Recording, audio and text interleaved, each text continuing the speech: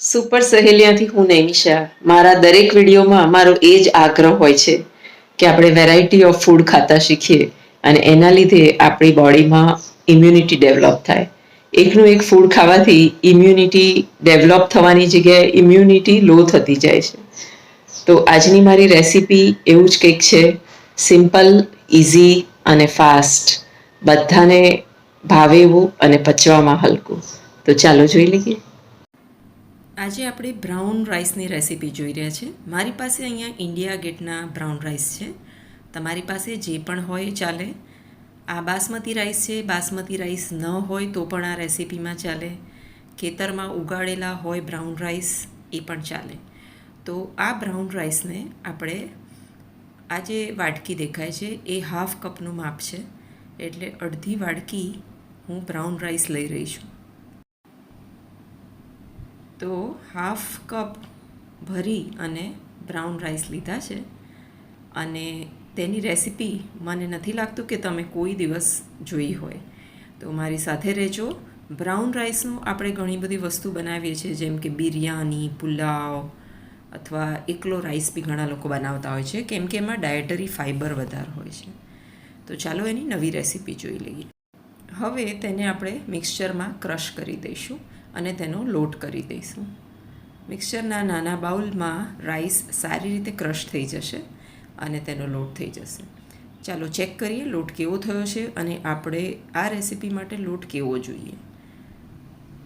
તો લોટ હજી બરાબર તૈયાર થયો નથી, થોડો કકરો છે અને થોડાક ચોખા પણ છે અંદર, એટલે મારે એને હજી એકવાર ક્રશ કરવો પડશે.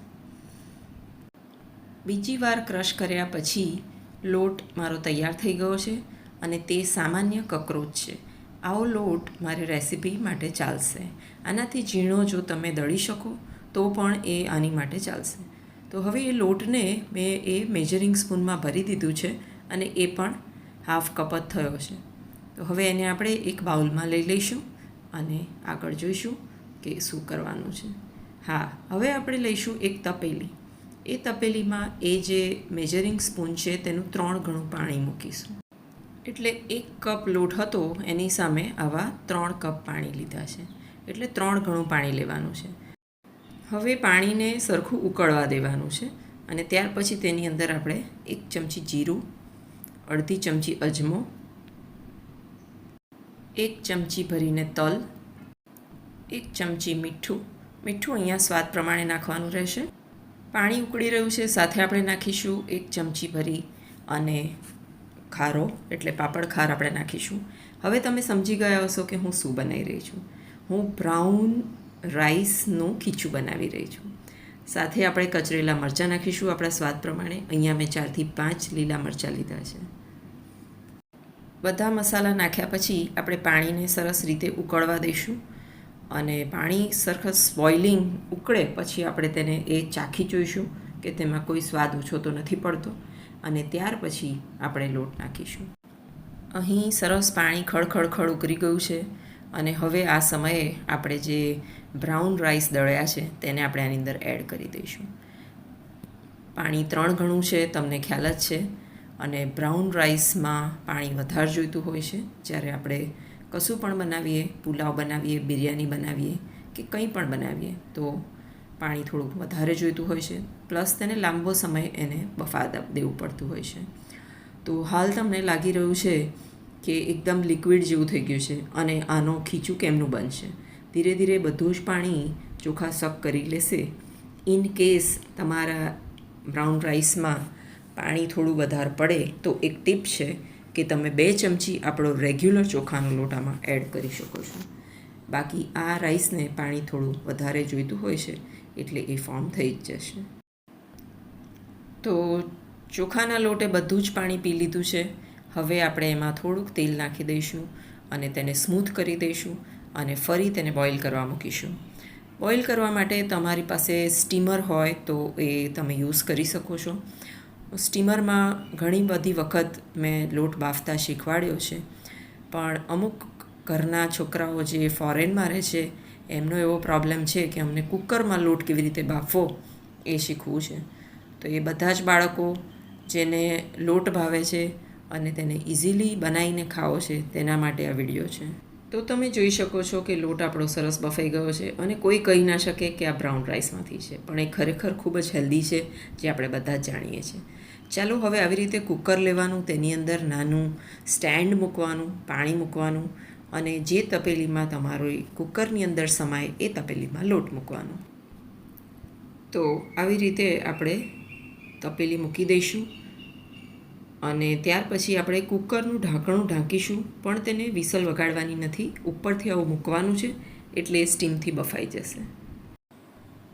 છોકરાઓ બહાર રહેતા હોય તેના માટે આ ઉત્તમ મેનુ છે. કોઈ પણ જાતના લોટને તમે બાફીને ખીચું બનાવી શકો છો. ઇન્સ્ટન્ટ બની જાય છે અને સરસ પેટ બી ભરાઈ જાય છે.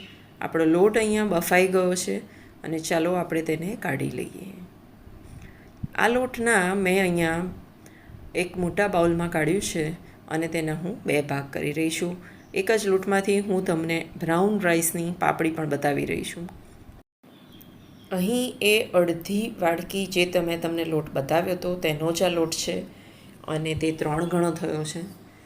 એમાંથી હું અડધો ખાવા માટે રાખું છું અને બાકીના અડધામાંથી હું પાપડી બનાવું છું. તો ચાલો એ પણ રેસીપી તમે સાથે સાથે જોઈ લો.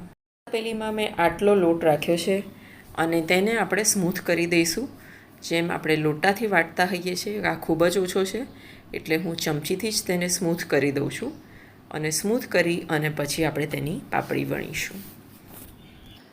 લોટ સ્મૂથ થઈ ગયો છે અને હવે મેં તેના ગુલ્લા કરી દીધા છે અને આટલા લોટમાંથી મારા 5 ગુલ્લા થયા એટલે 5 પાપડી બનશે. અહીં લોટ એકદમ પોચો થયો છે અને બહુ જ ઇઝીલી પાપડી વણાઈ રહી છે. નીચે તમે પ્લાસ્ટિક મૂકીને પાપડી વણી શકો છો. આવી રીતે પ્લાસ્ટિકનો ઉપયોગ કરીને પણ તમે પાપડી વણી શકો છો.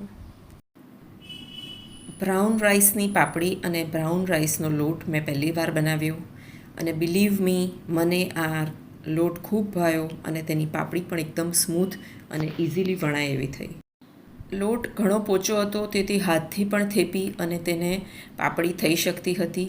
તો 1-2 પાપડી મેં એવી રીતે પણ બનાવી જોઈ અને એ ખૂબ જ સરસ બની. 5 પાપડી આપણી તૈયાર છે અને આપણે તેને પ્લાસ્ટિક ઉપર સૂકવી દઈએ.